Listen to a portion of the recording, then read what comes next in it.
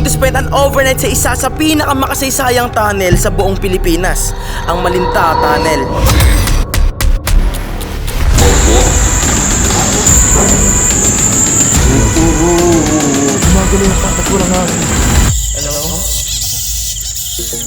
Ang Malinta Tunnel ay sinimulang gawin taong 1922 at natapos naman taong 1932. Habang nagaganap ang Battle of Corregidor, ang tunnel na to ang naging isa sa mga headquarters ni General Douglas MacArthur at ng US Army. Ang Malinta ay hango sa Tagalog word na malinta, in English, many leeches. Ito ay ginamit na bomb-proof storage para sa mga kagamitang pandigma ng mga army at nilagyan rin ng humigit kumulang 1,000 higaan para naman sa mga sugatang sundalo. Kinalaunan ay nasakop ito ng mga Hapon. During Battle of Corregidor, habang binabawi ng US Army ang lugar na to, ay dito na nagsimula na pasabugin at paulanan ng bala ang tunnel na nagresulta para matakpan ang main entrance nito at makulong ang libo-libong mga Japanese sa loob. At dahil na-trap sila, dito na sila binomba at hindi bababa sa 3,000 mga sundalo ang namatay sa loob. And the most creepy part is, dahil sa tindi ng mga pangyayari ay marami na rin kwentong nabuo na ang lugar daw na to ay napakarami ng espiritong mga nagpaparamdam, mga espiritong hindi matahimik dahil sa kanilang pagkamatay. Okay guys, papasok na tayo sa Malinta Tunnel. Pagdating namin dito, bago lumubog ang araw, minabuti na muna namin ngayong oras na libutin ang buong tunnel. Po, nasa kaliwa natin yung gasoline. Gasoline po. Isa tong tangke na to sa mga sumabog noon. Kaya kung mapapansin nyo, yupi-yupi na parang lata. Pinasok na namin ang unang chamber at dito ko nakita ang orihinal na pagkakagawa sa tunnel na to. Kasi may mga baka. Isipin mo, men, ginawa to noong 1920 to 30s. And ang gumawa nito mga Filipino prisoner. Si Yamashita napunta rito, MacArthur napunta rito. Hindi pa kami nakakalayo ngunit nakakita na kami agad ng isang buto ng Hapon. Ito po yan ang bones ng naiwan dito. Isang sunog na buto na halos hindi na matukoy sa sobrang tagal na nito dito. So right here, merong buto ng tao. Japanese. I believe siguro mas marami pa po dito, no? Tinuloy na namin ang paglilibot at dito ko nalaman na yung dumi pala sa mga bato ay hindi lang basta-basta dumi, kundi uling iyon dahil sa matinding pagsabog. Napakadaming chambers sa loob nito. Maskip rin ang lagusan na kapag hindi ka nag-ingat ay mauuntog ka. Pupuntahan naman natin ngayon kung saan dati nakalagay ang 1,000 beds, 1,000 pasyente. Welcome headquarters of General George Moore. Papasok po tayo dito sa 1,000 beds. Pinuntahan na namin ang sinasabing 1,000 beds at papasok dito, nandito pa rin ang ilang mga gamit tulad na lang ng typewriter na to. Ito po ba typewriter pa to from 90s? Ito pa nagamit ng mga Amerikano na? Pati itong libro, 90s pa? Ano naman po itong mga to? Yan ang ginagamit nila para sa Morse code nila. At maya-maya lang inarating na namin ang 1,000 beds. Bali po yung mga pasyente, nakahalera lang dyan. Tapos dito, isa-isa. Hanggang dito sa kabila. Dito nakahalera yung dyan, mga kama. Itong nilalakaran namin dito dati ay punong-puno daw ng higaan. Dahil dito din ginagamot ang mga may tama noon. Okay, so emergency exit to. Itong lagusan na to ay isa sa mga emergency exit ng mga Amerikano at dito rin lumabas si MacArthur nang unang sakupin sila ng mga Hapon. Mas masikip ang daanan dito at dito na rin namin nakita ang ilang mga tangke na dating sumabog. Ito yung tangke ng crudo na ito yung mga sumabog, pinasabog ng mga Amerikano.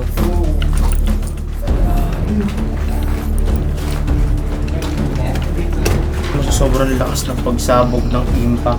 Bukod sa nayubi yung kabila, ito na pa-atras, men. Kung nasan tayo ngayon, dito dumaan si MacArthur noong unang panahon. Ito yung ginamit niyang exit para makaalis papuntang Australia. Oh, ito yung bangin.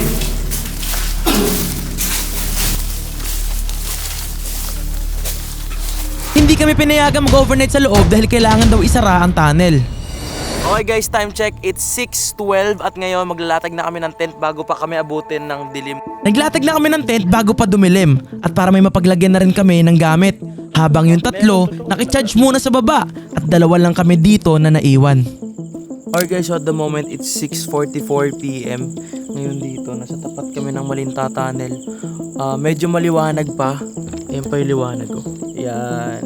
So, medyo maliwanag pa dito. Pero mamaya talagang babalutin na kami dito ng dilim. Nagkukwentuhan kami ng mga oras na to nang may bigla ako marinig na footsteps na nanggaling sa taas at parang pababa siya. Parang bumaba, no? Banda dyan sa may caution. Promise, merong bumaba, no? Hello? Sinubukan ko siyang tawagin kasi baka mamaya tao lang. Pero walang sumagot pabalik kaya tinawagan ko agad ang mga kasama ko. Okay guys, tawagan ko sila. 7:30 na, hindi pa sila bumabalik. Mahirap na kami ay hiwa-hiwalay. Lalo madilim na. Sana kayo? Nandito, nagcha-charge kami. Ilang percent na yan? 5% saka 19%. Nag-aalala kami sa inyo. Baka mamaya maligaw kayo, pre. Saan kayo nag-charge? Dito sa Coast Guard. Sige, ingat kayo ah. Sige. Okay guys, so chinarge kasi nila yung mga power bank kasi na-drain na kagabi. Kasi ang dami namin tina-charge yung camera. 3 camera guys. Actually 5 kung kasama yung maliliit. Mga cellphone pa, mga ilaw. Ayun, sana makabalik sila agad. Nagkakwentuhan kami nang may bigla kaming marinig na footsteps. Rinig na rinig yung tunog at kuhang-kuha yon ng camera. Hindi makita yung daan.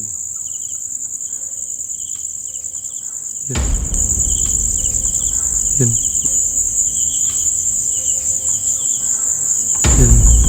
Parang may dahang-dahang bumababa galing sa itaas at hindi ko alam kung ano yun. Parang down na naapakan. At maya-maya lang andyan na naman yung parang naglalakad sa bundok.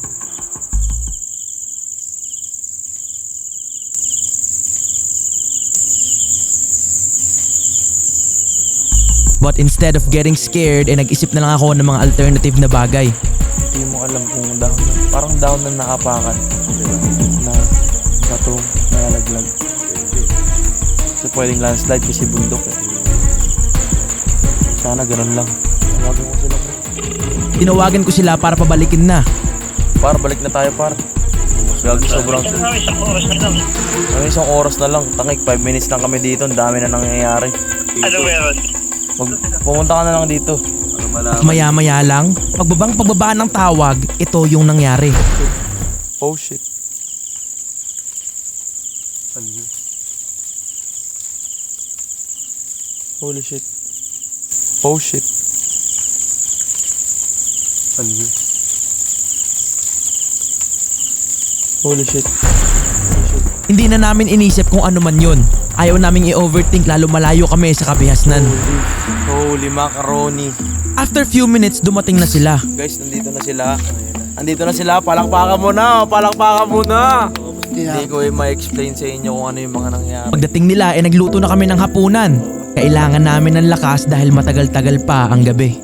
Kusing, kain na. Huling hapunan namin dito sa koridor. Kumain na kami dahil lumalalim na ang gabi. Isang masarap na salo-salo at pagkatapos nito, meron kaming hindi inaasahang dumating. Dumating si kuya, yung taga dito. Willing siyang i-open ngayon yung tunnel. Isang karangalan para sa akin ang makapasok sa Malinta Tunnel ng gabi. 9:27 and binuksan nila yung tunnel for us. Binuksan niya ang lahat ng ilaw and let us experience the tunnel with sounds. Nakakatuwa makita, lalo kasaysayan ito ng Pilipinas. Bigla lang kami natakot nang namatay yung ilang ilaw. Pero hindi, dahil parte pala talaga yon ng show.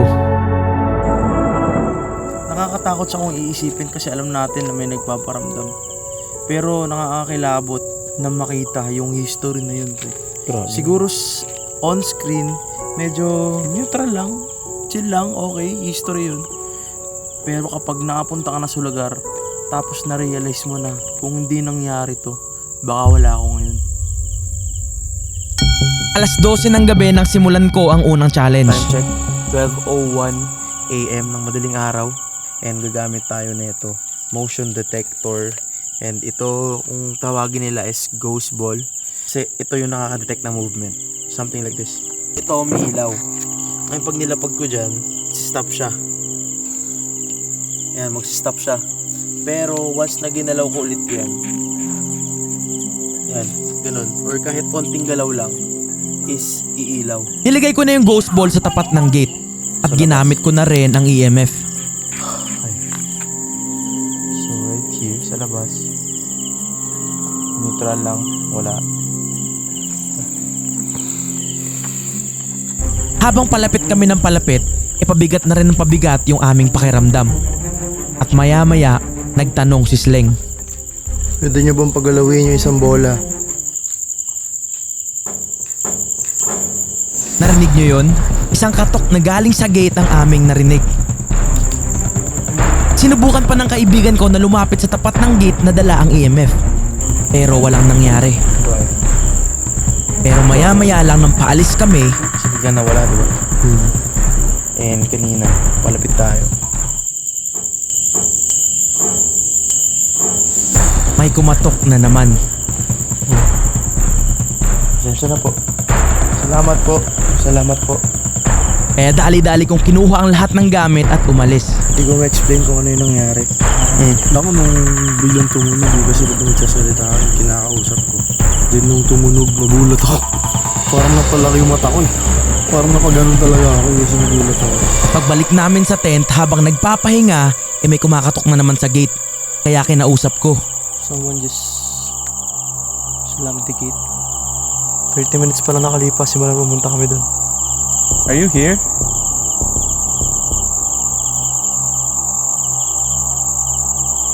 Can you give us a sign?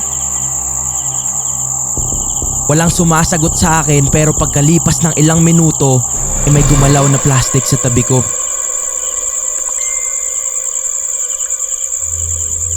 Shit. Pre, gumagalaw yung kalat. Walang hangin. Pre. Gumagalaw yung kalat, walang hangin. Pre, walang hangin. Kaya kinuha ko to agad dahil hindi pwedeng maiwan to dito. Sorry. Walang hangin yun, men. Diba? At maya-maya lang may nadiskubre kami. May napagtanto ako. Ano? Anong supot yung gumalaw? Hello?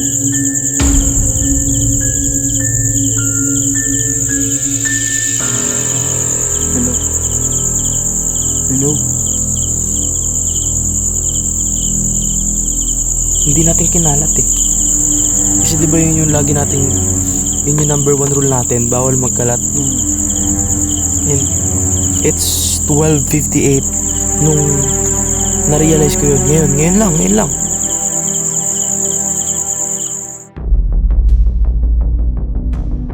Okay guys, so at the moment, time check, it's 3:22 ng madaling araw. This is a spirit box wherein we will try to connect and talk to a spirit out here. Para sa aming gagawin nag-alay muna kami ng kandila bilang respeto sa mga yumao. Tinitingnan ko pa lang yung paligid pero nararamdaman ko na kaagad na may mangyayari ngayong gabi. Kaya nilapag ko na yung 2 ghost ball. Binuksan ko na rin yung spirit box at dito tayo makikipag-communicate sa kanila. Pero nag-aayos pa lang kami ito na agad ang nangyari. Maramdaman nila eh. Hindi ko to pinansin. Ayoko matakot at gusto ko magtanong.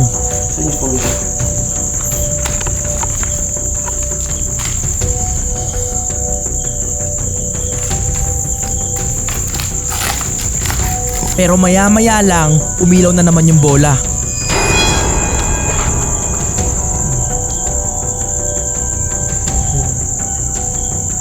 Binuksan ko na yung spirit box para masimulan na ang pagtatanong. Hi, andito kami ngayon para mag-explore lang, we're not harm. Can we ask questions?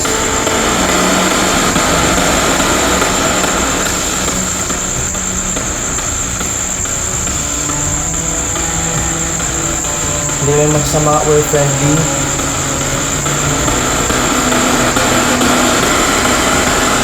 Is there a spirit here?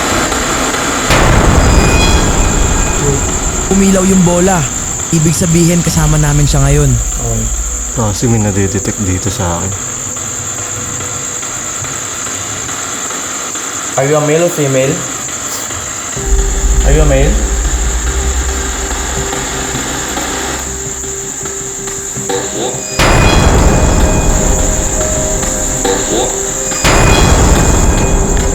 Kung You are male. Are you a Japanese or American? American. Why are you here? Tinanong ko siya pero hindi na siya sumagot. Kaya pinalitan ko na lang ang aking katanungan. What was your favorite memory?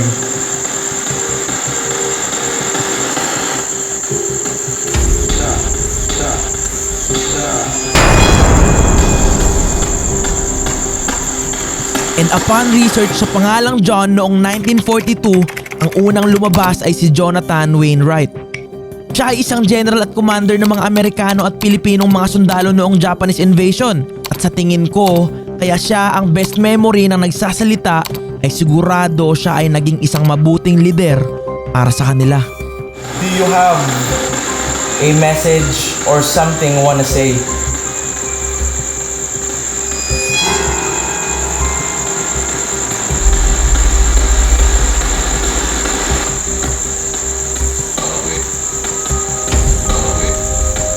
Thank you for loving the Philippines.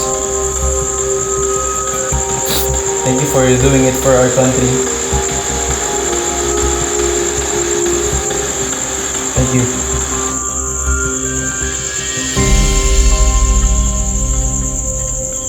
Let's go. Ano man ang misteryong bumabalot sa lugar na to, siguradong dahil yon sa matinding nangyari noong unang panahon. Isang digmaan na bumalot ng kadiliman sa ating bayan. Isang malaking pasasalamat sa mga taong lumaban para makamit ang ating kalayaan. That's what I'm talking about. Wait! Okay, now, from the beginning. Hit it, boys. All young men with suits and ties, just sitting in the crowd smoking big cigars. I hope you're ready for what's coming now. I'm the one on the lady that will bring you down.